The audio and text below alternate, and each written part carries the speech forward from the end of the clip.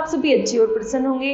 चलिए आज हम पढ़ते हैं पाठ 20 अपठित बोध। करते हैं इस पाठ की शुरुआत।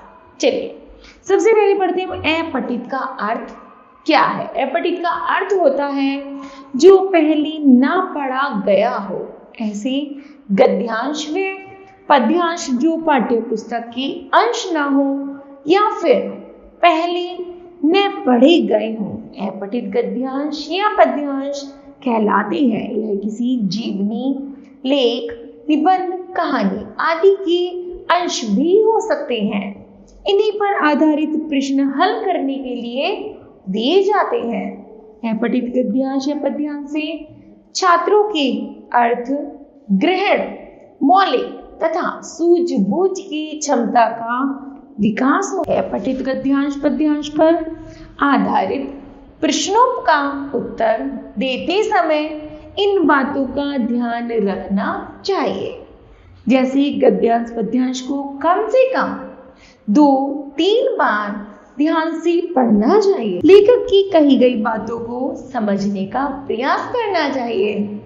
प्रश्नों को पढ़कर उनके संक्षेप में तथा गद्यांश पद्यांश पर आधारित उत्तर ही देने चाहिए। ठीक है, चलिए पढ़ते हैं अपठित गद्यांश तथा पद्यांश तथा उन पर आधारित प्रश्नोत्तर के उदाहरण। अपठित गद्यांश है मानव जीवन का सर्वोत्तमुखी विकास ही शिक्षा का उद्देश्य है। मनुष्य के व्यक्तित्व में अनेक प्रकार की शक्तियां अंतर्निहित रहती हैं। शिक्षा इन्हीं शक्तियों का उद्घाटन करती है।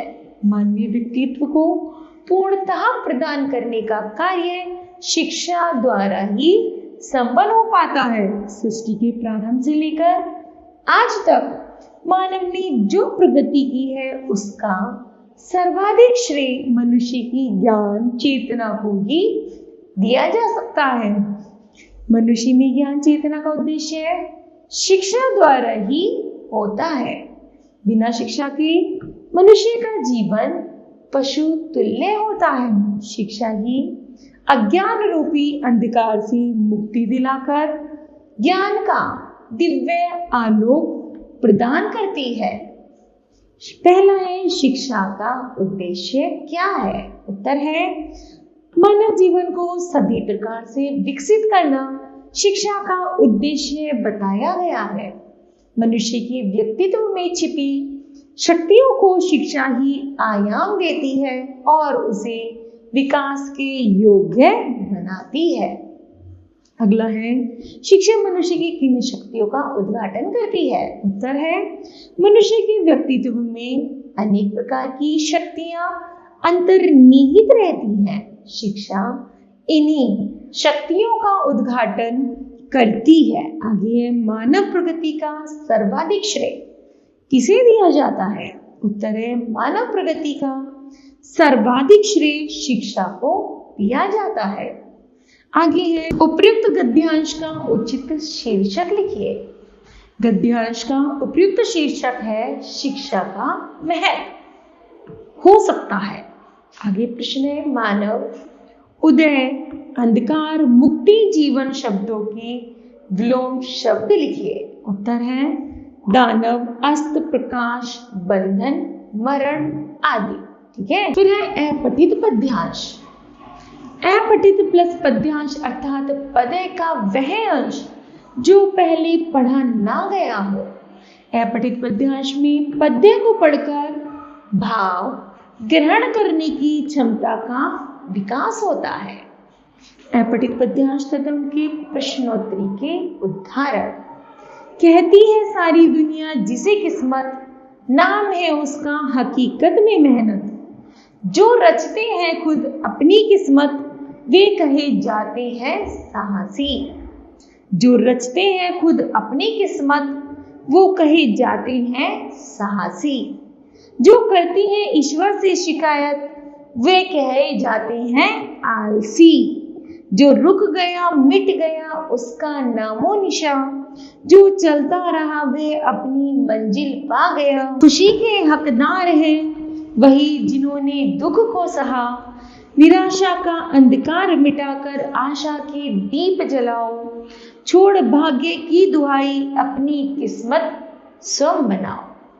ठीक है, तो ये जो पंक्तियां हैं यहाँ पर प्रश्न आता है, कवि ने हकीकत में किसे किस्मत बताया है? उत्तर है, कवि ने हकीकत में मेहनत को किस्मत बताया है, अर्थात जो मेहनत करते हैं वही हमारी किस्मत है। उसके बाद है, ईश्वर से शिकायत किस प्रकार के लोग करते हैं? उत्तर है, जो लोग अपनी मेहनत के बल पर नहीं बल्कि किस्मत के बल पर मंजिल पाना चाहते हैं, ऐसे लोग ईश्वर से शिकायत करते हैं, अर्थात वही लोग आलसी होते हैं। आगे है, सच्ची खुशी के हकदार किस प्रकार के लोगों को कहा जाना चाहिए? उत्तर है, जो लोग फूलों का दामन छोड़कर कांटों की राह पर चलकर कड़ी मेहनत व प्रयासों के दम पर जीवन में सफल होते हैं, वही सच्ची खुशी के हकदार हैं। आगे है, इन शब्दों के दो दो पर्यायवाची लिखिए। पहला है फूल, फूल का है पुष्प और सुमन। आगे है राह, राह का है पथ व रास्ता। कविता का भाव स्पष्ट कीजिए। प्रस्तुत कविता के माध्यम से कवि कहना चाह रहा है कि मनुष्य को जीवन में सफलता प्राप्त करने के लिए मेहनत करनी चाहिए, किस्मत पर निर्भर रहकर ईश्वर को दोष नहीं देना चाहिए। ठीक है, तो बच्चों यह पाठ पूरा होता है। मुझे आशा है कि यह अपठित और अपठित गद्यांश और पद्यांश आपको भली भांति समझ आए होंगे। धन्यवाद।